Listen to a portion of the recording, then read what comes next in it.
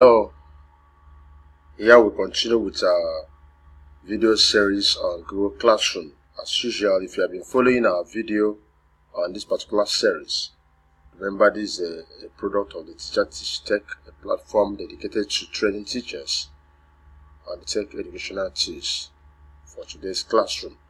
In today's video, we'll be looking at how to set test or examination for your students in Google Classroom. One of the previous videos we looked at quick point question, just 1 point question, but this for schools, for teachers, you can use Google Classroom to set full exam or any number you like. There's no limit to what you can do. So that is exactly what we're going to be considering in this particular video. I remember your professional tutor Chima, so you can get to reach us through our primary contacts. This for our WhatsApp and this for our Gmail. We'll move on now.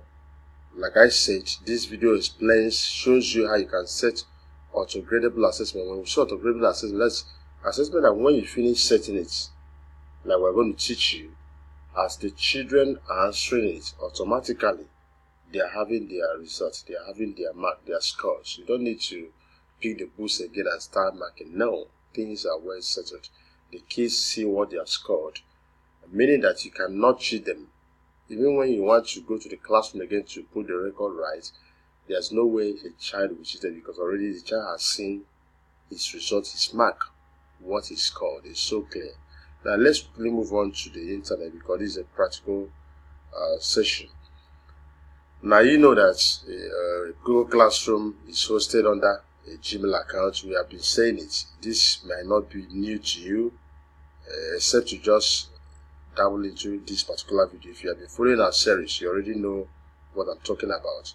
So we are going to use this particular account today, which is our best for this training, and see what we are going to do. So you know that whenever you want to create an assessment material, whatever, look at these three particular icons here, also tab, you click on classwork. That's where we'll click. So we'll click on classwork. We'll click on classwork. Now it has opened. Under this classwork, we'll click on create. Now, in all these options you are seeing, see the one we're going to use, quiz assignment. That's what we're going to do. That's exactly what you need for this time. Now let's quickly go on. Let's assume that this is end of the term. Okay, third term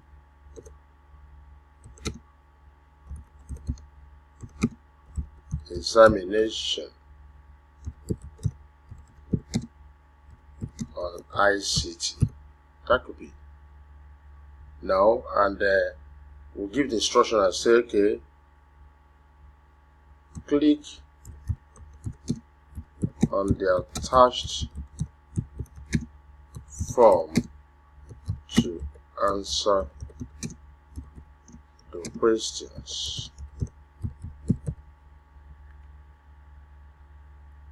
And let's assume that the whole of this assignment, the whole of them, the mark is let's say 50 marks.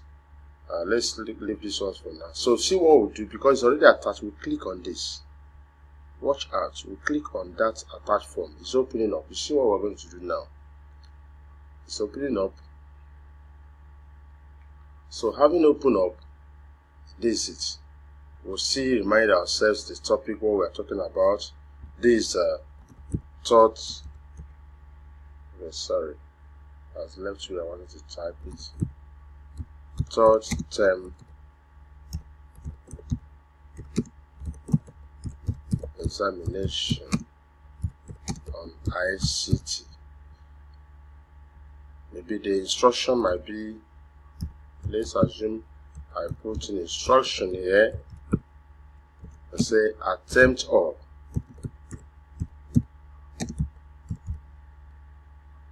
Now, my first question, this first question, question 1 might be, this is an objective question. Let's assume it's subjective. It's so clear the children, they know about it.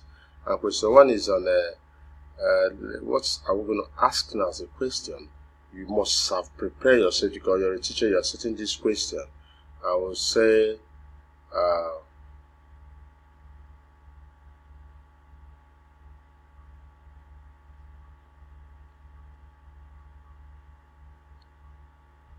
we'll type something like this. Okay, one of these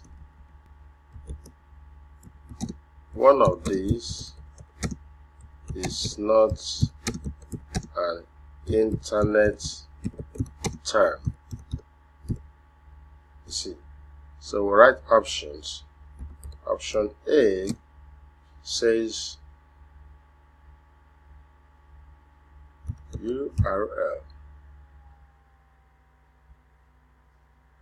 Option B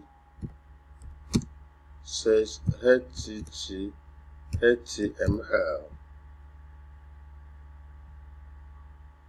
Option C says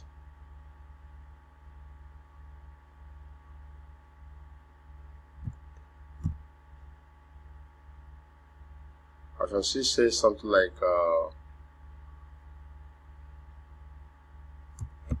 key. Option D says blog. Let's put it this way. Now, remember your setting question. For the sake of this particular video, we're not going to go on setting question, you understand? But if you are setting all these questions, now see the next thing you do, for you to make this question compulsory, we are going to check on this. If you leave it this way, you are permitting the children that even if they don't give any answer to this question, they are permitted to submit. But while you do this, a child can never submit this form except he chooses or she chooses any of these options. So as a teacher, you know how to regulate a compulsory question or non-compulsory question.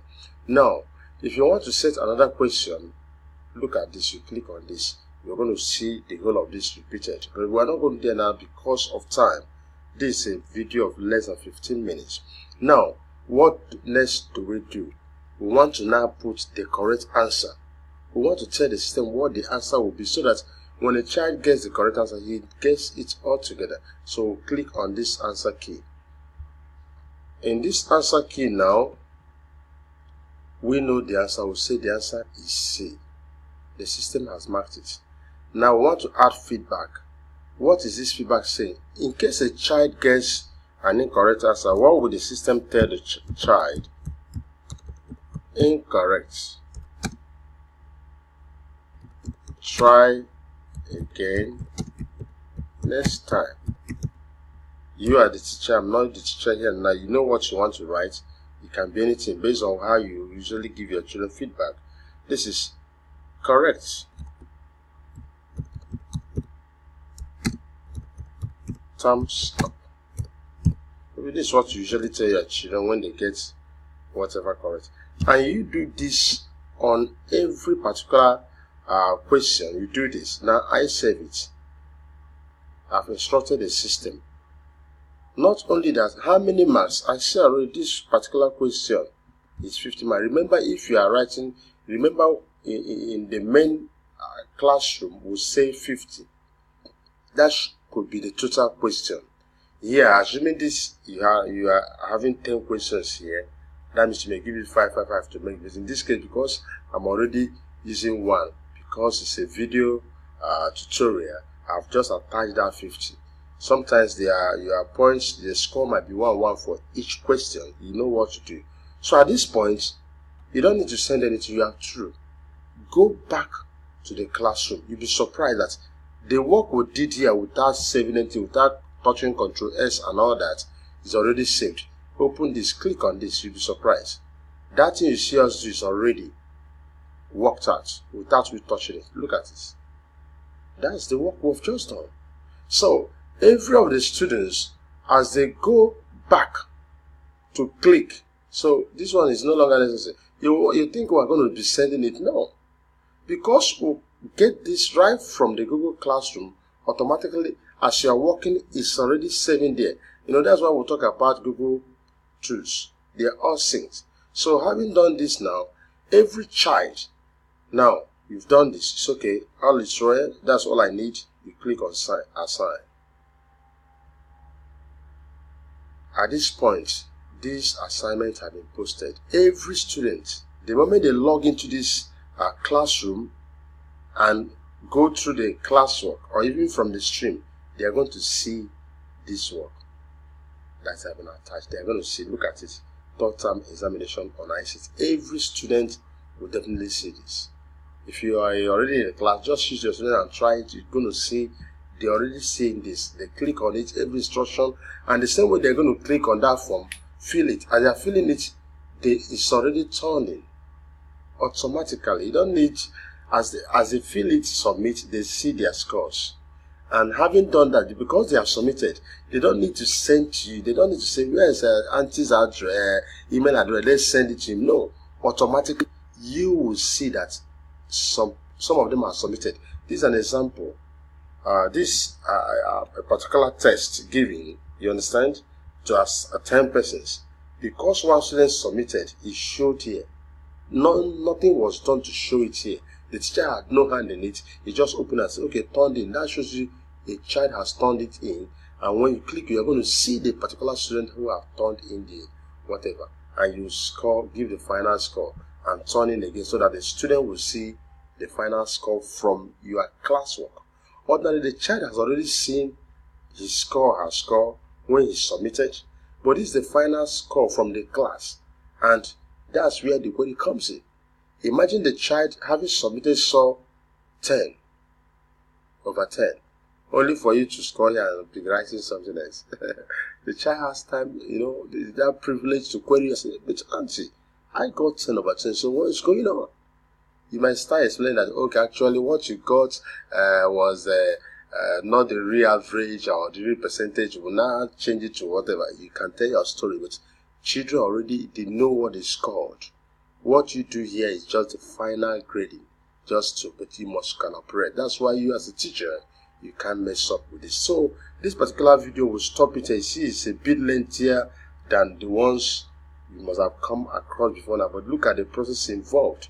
Take time, go through it. You learn so much enough. So this is what it takes to set up questions, multiple of them exam. So when schools are using things like this, they don't need to, you still write and give to your computer teacher to start wasting time and all that. Proofread, you do it. Teachers should be trained to know how to do it on their own. So when they do it automatic videos, thank you for your time.